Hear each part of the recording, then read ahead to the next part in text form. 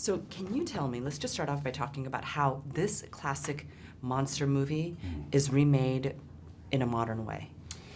Well, I think Leigh has done something kind of incredible with the movie because it's property that we've known about for sort of 18, 90 years, and the fact that he's taken it and he's written a story that's based in reality. He's grounded the story into something. So we no longer have the Invisible Man as this fantastical kind of monster. He's this real life living monster.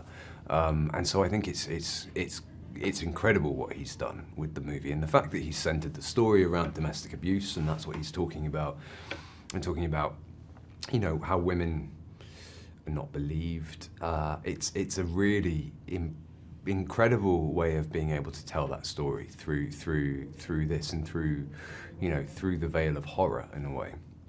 And can you talk about how taking that angle really opened it up creatively for everyone on set as well as for the story?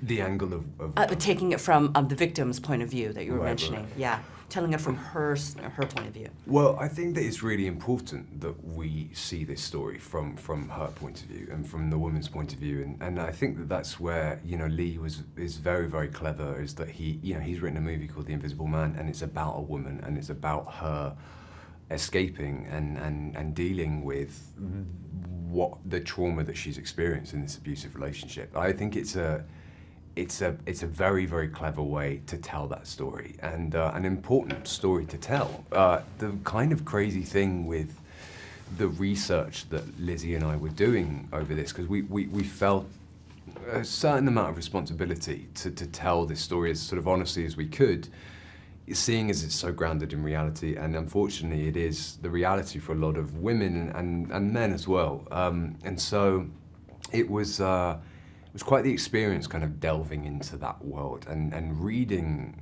articles and seeing what people had experienced in these relationships. So we felt the need to make that as truthful as possible. That's awesome. Now, you got the chance to read the script from beginning to end before you signed on. What was it about that script that made you say, I have to be a part of this movie?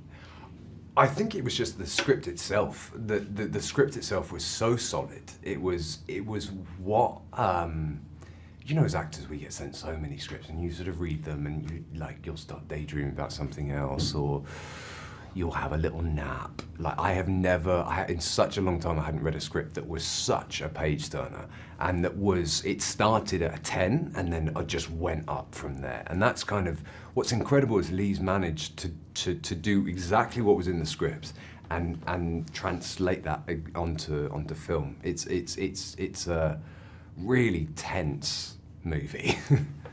It really is, and what's interesting is your voice now can inspire all of this uneasiness in people. Are you ready, with your American accent of course, are you ready to unleash that type of power on this world? Listen, I have no power, it's all down to Leigh. I think Leigh has, you know, I feel like he's responsible for all of it. He's responsible for making it so terrifying. I mean, I just sort of went in and did what I had to do, but all of it is down to Leigh. Hey Lisa here. Now, goofs or mistakes are common in the making of all movies, and according to the Movie Mistakes website, the movies with the most goofs are Apocalypse Now with 390, Harry Potter and the Prisoner of Azkaban has 296, Harry Potter and the Chamber of Secrets has 289, Superman 4 The Quest for Peace has 267, and The Lord of the Rings The Fellowship of the Ring has 262. Now, do you like my t-shirt? You can get one for yourself in the link in the description.